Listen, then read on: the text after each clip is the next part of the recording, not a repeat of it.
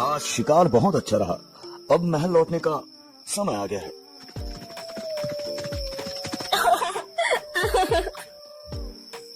ये आवाज कहाँ से आ रही है?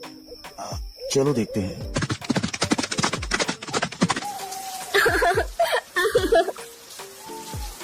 ये देवी, तुम कौन हो और यहाँ इस घने जंगल में क्या कर रही हो?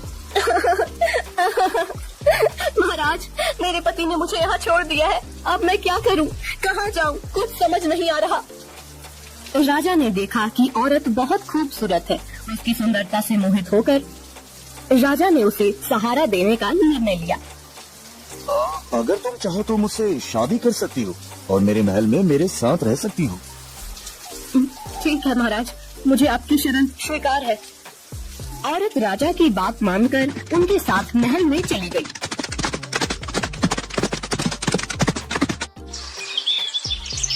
दोनों ने शादी कर ली। राजा वीरेंद्र की पहली पत्नी रानी सौम्या ने न चाहते हुए बड़ी मन से दोनों का महल में स्वागत किया। रानी सौम्या के 2 पुत्र थे, राजकुमार आदित्य और राजकुमार धीरेन। वो दोनों बड़े ही चंचल थे, परंतु छोटी रानी सुष्मिता के महल में आने के बाद से दोनों चुप से रहने लगे। हमें कुछ ठीक नहीं लग रहा। कुछ दिनों से राजकुमार आदित्य और राजकुमार धीरेन कुछ चुप से रहने लगे हैं। अरे बड़ी महारानी, आप व्यर्थ में चिंतित हो रही हैं। राजकुमार ठीक हो जाएंगे। हम वैद्यराज जी को अभी संदेश भिजवाते हैं। जी महाराज, आप कह रहे हैं तो हम मान लेते हैं। राजवैद्य दोनों राजकुमारों का इलाज शुरू करते हैं, पर दोनों की प्रकृति में कोई सुधार नहीं होता। ऐसे ही दिन बीतते जा रहे थे। कुछ दिनों बाद राजा भी बीमार पड़ने लगे। दिन पर दिन उनकी तबीयत बिगड़ती जा रही थी। महाराज, हमने हर संभव इलाज किया, लेकिन आपकी तबीयत में कोई सुधार नहीं हो रहा है। ये आखिर मुझे क्या हो रहा है? जब कोई सुधार नहीं हुआ तो राजा ने मशहूर वैद्य महर्षि चरक जी से मिलने का निर्णय लिया।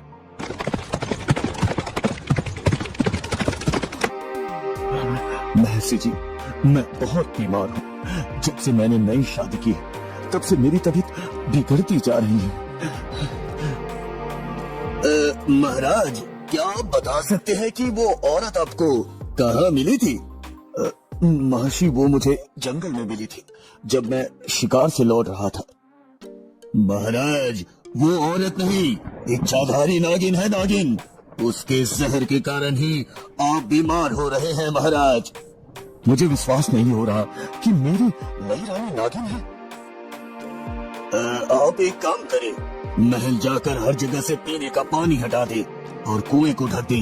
फिर आधी रात को उसे कहें कि आपको बहुत प्यास लगी है और पानी चाहिए। देखना वो पानी कहाँ से लाती है। राजा ने वैद्य महर्षि चरक जी की सलाह मानी और महल में सभी पानी के बर्तन खाली करवा दिए और कुएं को ढकवा दिया। मुझे बहुत तेज प्यास लगी है, मुझे पानी दो। ठीक है, मैं पानी लाती हूँ। नई रानी बिस्तर पर लेटे लेटे ही एक गिलास हाथ में लेकर पानी ढूंढने लगी। उसने अपना हाथ बिस्तर से लंबा करके पूरे महल में पानी ढूंढा, लेकिन कहीं भी पानी नहीं मिला। फिर उसने अपना हाथ कुएं की तरफ बढ़ाया, लेकिन वहाँ भी पानी नहीं मिला। अंत में उसने अपना हाथ बहुत दूर नदी की तरफ बढ़ाया और वहाँ से पानी लेकर राजा को दे दिया। ये औरत तो सचमुच नागिन है। बिस्तर से उठे बिना नदी से पानी ले आई।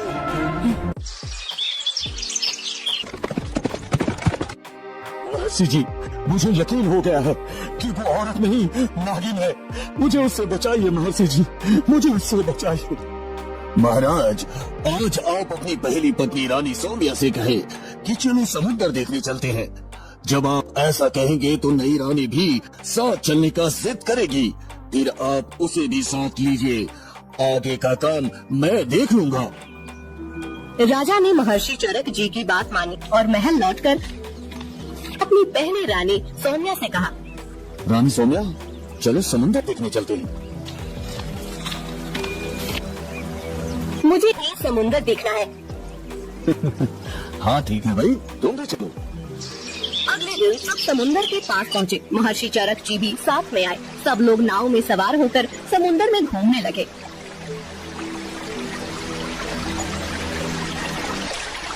ये समुंदर बहुत गहरा है। आज तक कोई भी इसकी गहराई का पता नहीं लगा पाया। मैं समुन्दर की गहराई का पता लगा सकती हूँ। अरे जब बड़े बड़े तैराक और नाविक आज तक इसकी गहराई का पता नहीं लगा पाए तो तुम कैसे लगा सकती हो? ठीक है, मैं समुन्दर में कूदने जा रही हूँ। जब मैं तल तक पहुँच जाऊंगी तो अपना हाथ हिलाऊंगी, तब आप लोग समझ जाना समुन्दर कितना गहरा है। अच्छा ठीक है, करके दिखाओ। नई रानी समुन्दर में कूद गई। उसके कूदते ही महर्षि चरक जी ने नाव को तट की तरफ भगाने का आदेश दिया। महाराज जल्दी से नाव को तट की तरफ ले चलिए, जल्दी करिए महाराज। और एक किस्म की दवा पानी में फेंकने लगे। नागिन ने जब समुद्र तल तक पहुंचकर हाथ हिलाया तो वह महर्षि चरक जी की दवा से पत्थर बन गई और वही जम गई। महर्षि आपने मेरी जान बचाई, इसके लिए मैं आपका हमेशा ऋणी रहूंगा महर्षि, हमेशा आभारी रहूंगा।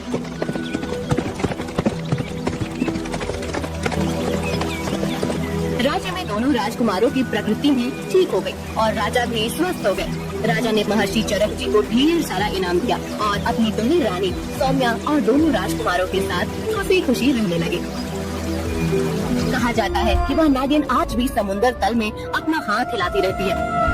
ओम नमः शिवाय, ओम नमः शिवाय, ओम नमः शिवाय। महल में इच्छाधारी के खात्मे के बाद हर कोई चैन की सांस ले रहा था, लेकिन महर्षि चरक जी के चेहरे पर चिंता की लकीरें गहरी होती जा रही थी। उनके मन में किसी अनहोनी का संकेत हो रहा था।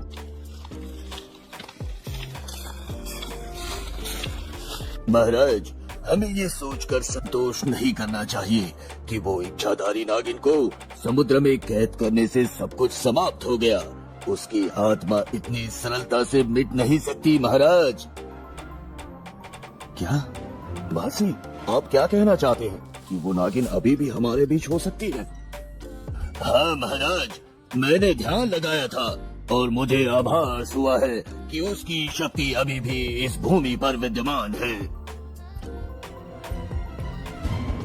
ओम नागिनाय स्वाहा, ओम नागिनाय स्वाहा, ओम नागिनाय स्वाहा, ओम नागिनाय स्वाहा।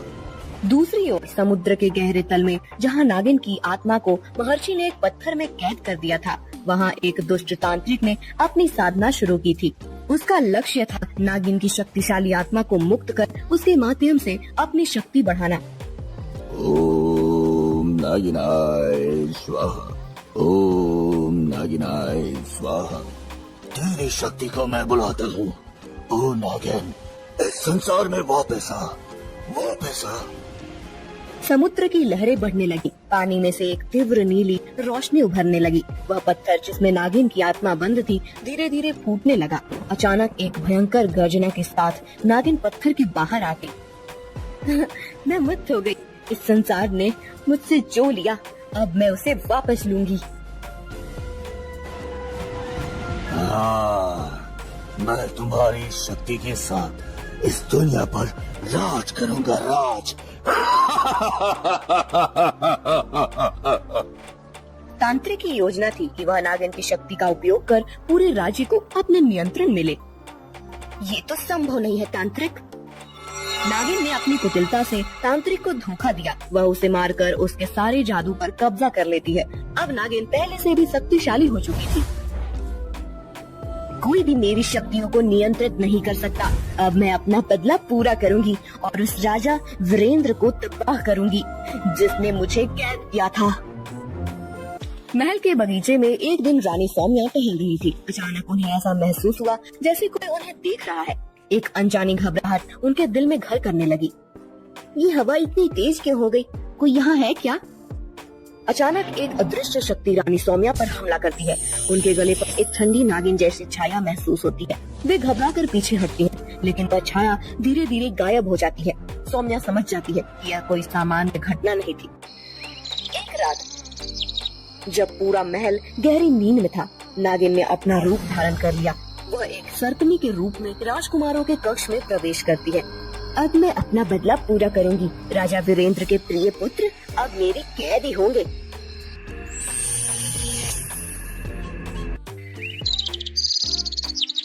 महल में कोई भी नहीं जान पाता कि दोनों राजकुमार गायब हो गए हैं। नागिन उन्हें जंगल के एक गहरे हिस्से में ले जाती है, जहाँ उसने पहले से ही एक खतरनाक योजना तैयार की थी।